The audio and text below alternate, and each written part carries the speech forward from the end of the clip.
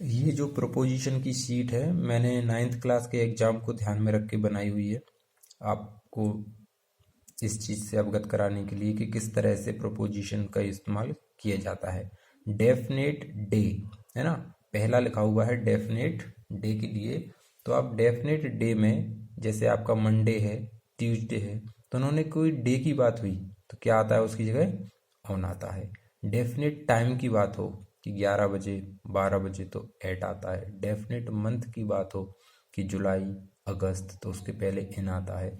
Definite year की बात हो तो क्या आता है, इन आता है ना। डेफिनेट लोकेशन, लोकेशन का मतलब होता है जगह, जैसे आपका मोबाइल लोकेशन बताता है ना वही। और डेफिनेट डेट की बात हो जाए कि भाई 15 अगस्त की बात है तो क्या आ जाएगा, ऑन आ जाएगा। अब देखिए, आई विल मीट यू, मैं आपको मिलूंगा ऑन 15 अगस्त। तो 15 अगस्त लिखा है बच्चे, तो उसकी जगह क्या आएगा, ऑन, क्योंकि वो क्या है, एक डेट है। देखिए तो डेट वाला कहाँ लिखा हुआ है, डेफिनेट डेट, डेट के लिए क्या आ रहा है, ऑन, है ना। ये हमने डेट लिखी हुई है ना, डेफिनेट डेट, यहाँ पे ये DEF मैंने शॉर्ट में लिख दिया है, तो इसका मतलब है डेफिनेट डेट, उसके साथ में क्या आना है, ऑन। इसके साथ में ईयर की बात की गई है ना, कि किस ईयर में मिल रहा हूँ मैं, 2020 या 2021 या 2022, तो उसके लिए क्या आएगा, इन आएगा। फिर मैं मंथ की बात कर रहा हूँ, है ना, देखिए मंथ के लिए मैंने क्या लिखा हुआ है, इन। और फिर अगर मैं टाइम की बात बोलूँ, कितने बजे मिलूंगा, 9 बजे, तो क्या आ रहा है, eight.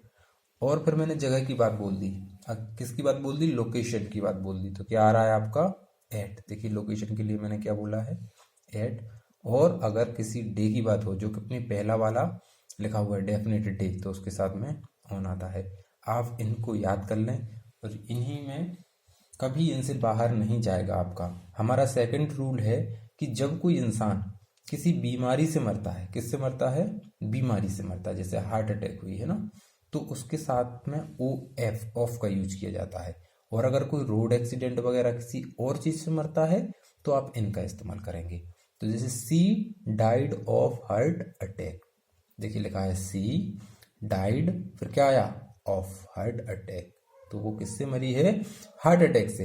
Her uncle died in a road accident, और उसके जो अंकल हैं वो किससे उनकी डेथ हुई है, एक रोड एक्सीडेंट में। आगे देखिए, this is the knife, this is the knife with which she was murder. अब यहां पर वैसे फ्लक्स होगा, मैंने फिल कर दिया है, ये किससे होगा, विथ। जब भी आप किसी इंस्ट्रूमेंट से किसी कार्य को अंजाम देते हैं तो उस इंस्ट्रूमेंट के साथ हमेशा किसका इस्तेमाल होता है, विथ का इस्तेमाल होता है। कि आपने जो मर्डर हुआ है इसी चाकू से हुआ है, इसी चाकू के साथ हुआ है, मतलब इसी चाकू से हुआ है।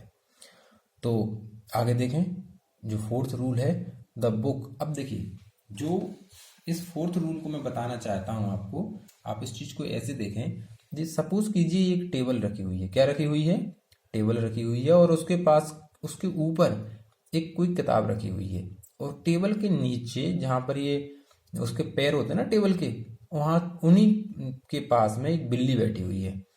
तो अगर आप इस ऊपर वाली बुक को कंसीडर करके बात करेंगे तो उसके साथ हमेशा क्या आएगा, on. The book on the table is mine, जो टेबल के ऊपर जो बुक है वो किसकी है, माइन। माइन मतलब मेरी है, कुछ भी कह सकते हैं। जो टेबल के ऊपर रखा हुआ है उसको क्या बोलोगे आप लोग हमेशा, ऑन। जैसे की इज ऑन द टेबल, तो चाबी कहाँ रखी हुई है, टेबल पे। अब जो बिल्ली टेबल के नीचे बैठी हुई है, या मान लीजिए कि आपके जूते टेबल के नीचे रखे हुए हैं, तो आप क्या बोलोगे, है ना, कि the cat is sitting under the table.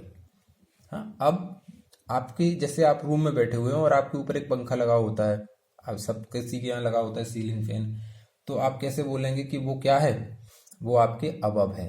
और अगर आप छत मतलब बाहर बैठे हुए हैं और कोई हवाई जहाज उड़ के निकल गया, तो वो आपके ऊपर अबव नहीं है, हवाई जहाज ओवर है। ओके।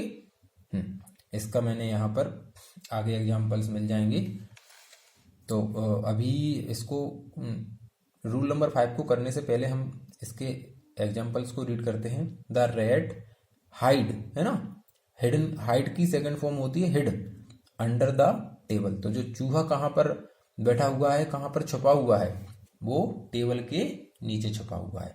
द एरोप्लेन फ्लो, है ना, फ्लू, फ्लू की सेकंड फॉर्म है ये फ्लू, ओवर द बिल्डिंग। तो एरोप्लेन कहाँ से उड़ा, है ना, फ्लाई, फ्लाई की सेकंड फॉर्म क्या है, फ्लू। कहाँ से उड़ गया वो, बिल्डिंग के ऊपर से। तो बिल्डिंग के ऊपर से की नजरिए के अर्थ में क्या होगा, यहाँ पर ओवर आएगा। There is a fan above my head. तो जो आपका जो फैन लगा हुआ है, सीलिंग फैन, वो कहाँ है, अबव माई हेड। बच्चों ऑन माई हेड नहीं, आपकी जो पंखा होता है क्या वो आपके सर को टच कर रहा होता है क्या, नहीं कर रहा होता है ना, बस थोड़ा सा ऊंचा होता है, तो उसको क्या आएगा, अबव आएगा।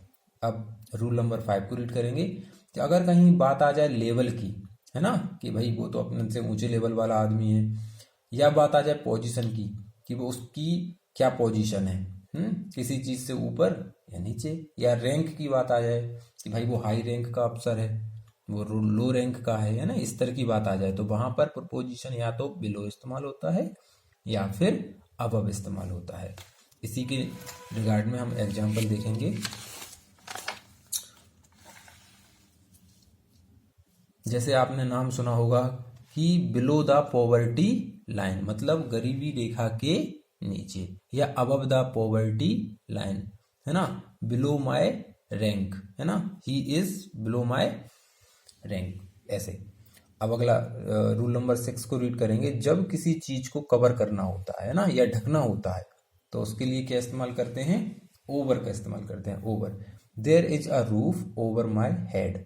अब बच्चों ऐसे समझो कि जो आपका सर है, हेड है, तो आपकी जो छत है ना, उसने आपके पूरे हेड को क्या कर रखा है, कवर करके रखा हुआ है ना, तो क्या शब्द आएगा, ओवर, ओवर और head. There is a roof, जो छत है आपका, है ना, सीलिंग फैन नहीं, सीलिंग फैन ने बच्चे आपके सर को कवर नहीं किया हुआ है, लेकिन छत ने आपके पूरे के पूरे सर को क्या कर रखा है, कवर करके रखा है, तो वो क्या आएगा, over our head. There is a roof over our head. जैसे आप चादर बिछाते हैं, है ना, पलंग बिस्तर के ऊपर क्या बिछा देते हैं अपन लोग, चादर, कवर, बेडशीट बिछाते हैं ना, तो देखिए उसके लिए क्या आएगा, spread the sheet over the bed.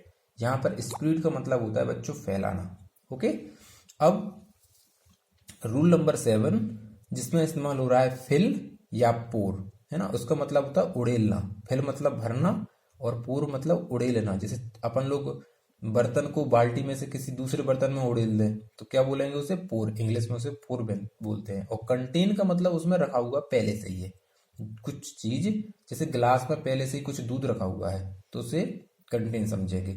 तो there is some tea in the cup, देखिए क्या लिखा हुआ है, there is some tea in the cup, तो थोड़ी सी चाय पहले से कहाँ रखी हुई है, कप में पहले से ही रखी हुई है। सी पोर टी इन द कप। और दूसरा एग्जांपल है कि उस लड़की ने, जो भी महिला है, उसने चाय को कहाँ उड़ेल दिया, कप के अंदर। तो जहां आपको पोर शब्द समझे तो उसमें उसके साथ क्या आता है, इनटू। रूल नंबर 8 बहुत ही इंपॉर्टेंट रूल है। आप देखिए इसको कैसे समझते हैं। आपके सामने एक पेड़ बना हुआ है, पेड़ की डालियां हैं, उसके नीचे एक बच्चा खड़ा हुआ है और कोई चिड़िया डालियों में बैठी हुई है ना, ऐसे है।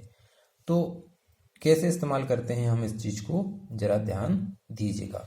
तो boys take their lesson in the shade of tree, है ना, तो जो बच्चा है वो कहाँ बैठा हुआ है, इन द शेड। देखिए ये ट्री है ना, और इसकी जो छाया पड़ रही है उसकी एक बाउंड्री है, तो बच्चा उस बाउंड्री के अंदर है। किसकी, जो शेड पड़ रही है उस शेड की जो छाया पड़ रही है उस छाया की बाउंड्री के अंदर है, वो उस बाउंड्री से बाहर नहीं जा रहा है, इसलिए यहां पर क्या आया, in. The boys take their lesson in the shade of tree, समझ में आया। द नेक्स्ट, बर्ड्स, अब किसी बात हो रही है, चिड़ियों की बात हो रही है। Birds are sitting in the tree. अब बच्चों, अब आपको ये जो सबसे कंफ्यूजन क्रिएट करने वाला अगर कोई सेंटेंस है तो यही वाला है। बर्ड्स आर सिटिंग, अक्सर लोग ऑन द ट्री कर देते हैं। क्या कर देते हैं? On the tree. उन्हें लगता है कि जो चिड़िया बैठी हुई है वो कहाँ बैठी हुई है? पेड़ पर बैठी हुई है, तो क्या लगा दे हम लोग ऑन। मैं भी ऐसी गलती कर देता था, लेकिन वो उस बाउंड्री के अंदर बैठी हुई। कौन सी बाउंड्री? ये जो पूरा पूरा का पूरा ये बाउंड्री है, इसकी शाखाओं की, तनों की, पत्तियों की, उस बाउंड्री के अंदर है। इसलिए आप कभी भी यहाँ पर ऑन का यूज करके अपने सेंटेंस को गलत ना करें। ध्यान रखना है, ये बहुत बहुत बहुत ही इम्पोर्टेंट है। मैं इस पर टिक लगा देता हूँ, आपको बहुत ज़्यादा ध्यान में रखना है। बर्ड्स, अगला देखेंगे, birds are sitting on the branch of the tree. Branches, branches का मतलब होता है शाखाएं, डालियां। तो वो कहाँ बैठी हुई है? डालियों में। आगे देखेंगे, डालियों पे बैठी हुई है तो उसके लिए क्या आएगा आपका? On the branches of tree, है ना। डेफिनेट टाइम के लिए हम बात करते हैं एट का, और last time of the limit, last limit of the time sorry के लिए आता है। जब कोई टाइम लिमिट की बात कर जाए तो उसके लिए बाय आता है ना। तो बस did not stop at the bus stop. अब ये किसकी बात हो रही है? बस कहाँ नहीं रुकी? बस स्टॉप पे नहीं रुकी। यानी बस स्टॉप क्या है? एक डेफिनेट लोकेशन थी, वहां नहीं रुकी है। और लोकेशन के लिए हम पहले ही रूल में बता चुके हैं क्या आता है? एट आता है। The work must be finished by the end of this month. काम कब तक पूरा हो जाना चाहिए? इस मंथ के अंत तक। तो हमेशा याद रखना, जब भी आपको कोई टाइम लिमिट दे दे कि इसमें काम हो जाना चाहिए, तो वहां पर क्या शब्द आता है? By. The work must be finished by the end of the month. अगला प्रपोजिशन है, कभी भी गुड और बैड कोई वर्ड आए तो उनका हमेशा एक फिक्स्ड प्रपोजिशन होता है। फिक्स्ड का मतलब है वो फिक्स है। गुड के साथ में भी हमेशा एट आता है और बैड के साथ में एट आता है। तो Rita is good at mathematics, है ना। हम अक्सर ऐसा सोचते हैं कि अपन हिंदी में बोलते हैं कि रीता, जैसे हिंदी में बोला कि कोई लड़की रीता है वो गणित में अच्छी है, तो क्या बोलेंगे? Rita is good in mathematics. नहीं बच्चों, अगर हिंदी के नजरिए से देखोगे तो ये गलत हो जाएगा। हमें इंग्लिश को इंग्लिश के तरीके से पढ़ना है। तो